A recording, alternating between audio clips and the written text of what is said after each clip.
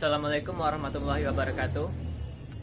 Saya Rahmat Dhani dari Fakultas Syariah, Program Studi Hukum Tata Negara, HTN 3A. Kali ini saya akan menjelaskan mengenai kenapa harus ada ijtihad walaupun sudah ada Al-Quran dan hadis, dan apa itu ijtihad serta apa syarat-syarat orang yang boleh melakukan ijtihad.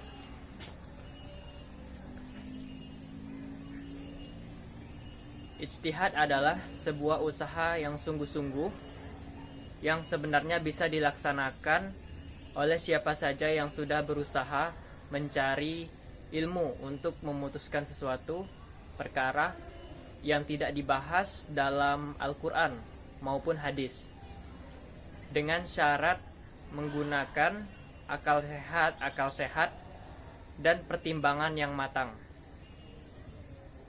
Nah, contohnya di sini adalah kenapa perlu ijtihad walaupun sudah ada Al-Quran dan hadis. Nah, seperti yang kita ketahui bahwa di dalam Al-Quran dan hadis itu bersifatnya adalah bersifat umum. Terkadang ada persoalan yang tidak ada di dalam Al-Quran dan hadis. Contohnya di zaman sekarang adalah rokok. Tidak ada ayat ataupun hadis yang menjelaskan hukum rokok. Rokok itu hukumnya apakah makruh, haram, atau yang lainnya, itu tidak dijelaskan di Al-Quran maupun hadis, karena rokok baru ada di zaman-zaman sekarang sebelum zaman Nabi Muhammad SAW. Nah, jadi ijtihad diperlukan untuk mengetahui apa hukum rokok ini sebenarnya.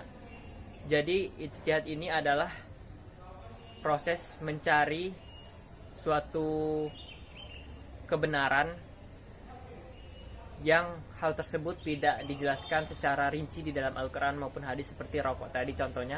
Maka rokok bisa memakai hukum qiyas atau persamaan. Contoh di dalam Al-Quran itu menghalalkan khamar karena dapat merusak tubuh kita maupun hal yang lainnya, maka dapat dikiaskan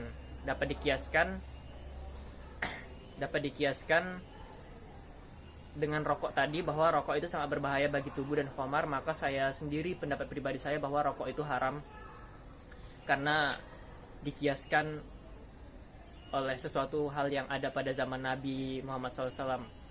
Nah, jadi itulah perlu ijtihad, bahwa ada hal-hal yang tidak kita mengerti, yang mungkin hal tersebut tidak dapat kita pahami, namun hanya dapat dipahami oleh orang-orang yang contohnya ulama yang memang sudah memiliki pengetahuan tentang Al-Quran dan hadis, dan memiliki pengetahuan tentang kenapa ayat tersebut turun dan kenapa Nabi menyebutkan atau melakukan hal tersebut.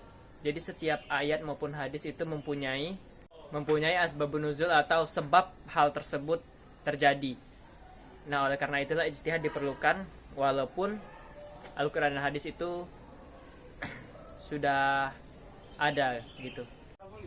Ijtihad sendiri berarti upaya para ulama dalam menyimpulkan hukum dari kedua sumber, yaitu Al-Quran dan hadis.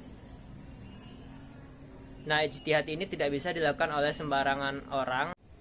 Ada syarat-syarat yang harus dimiliki seseorang agar dia dikatakan bisa untuk melakukan ijtihad ini, yaitu ada beberapa rukun atau syarat dalam melakukan ijtihad yang sebenarnya tidak boleh sembarangan orang melakukan ijtihad, karena harus boleh dikatakan para ahli yang melakukannya.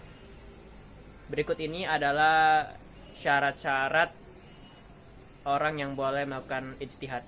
1. Mujtahid harus menguasai bahasa Arab dengan berbagai cabang ilmuannya seperti nahwu, soroh, balaghah, dan aspek-aspek lainnya.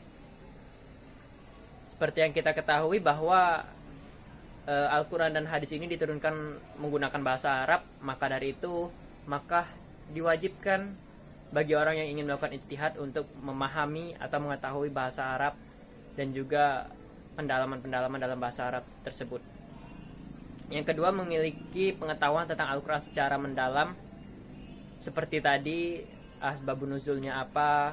Dan yang ketiga, mempunyai pengetahuan komprehensif tentang sunnah Nabi Muhammad SAW, khususnya 6 kitab hadis induk, yaitu Sahih Bukhari, Sahih Muslim, Sunan Abu Dawud, Sunan Tirmizi, Sunan An-Nasai, dan Sunan Ibnu Majah, serta kitab-kitab lainnya seperti Sunan Balhaqi, Sunan Daraqutni, Sunan Tabarani, Sunan Darimi, dan sebagainya. Yang selanjutnya, yang keempat, mengetahui ijma atau kesepakatan ulama sebelumnya. Nah, jangan sampai seorang mujtahid itu mengeluarkan suatu hukum yang bertentangan dengan ijma ulama sebelumnya, dikarenakan ulama sebelumnya itu kalau sudah berijma berarti sangat kuat. Dan yang kelima, mengetahui ilmu fikih mencakup kaidah ijtihad, metodenya, dan prinsip-prinsip dasar seperti maqasid syariah, al-urf, adat kebiasaan penduduk setempat, maslahah mursalah, dan sebagainya. Nah, yang selanjutnya, mengetahui objek yang akan diijtihadi. Seorang mujtahid harus memahami secara penuh kasus yang akan ia hadapi, sehingga dia ini tidak keliru memutuskan hukum syariat atas perkara umat Islam tersebut. Baiklah, sekian penjelasan dari saya mengenai kenapa harus ada ijtihad walaupun sudah ada Al-Quran dan hadis, dan apa itu ijtihad, serta syarat-syarat orang yang diperbolehkan melakukan ijtihad. Saya akhiri, wassalamualaikum warahmatullahi wabarakatuh.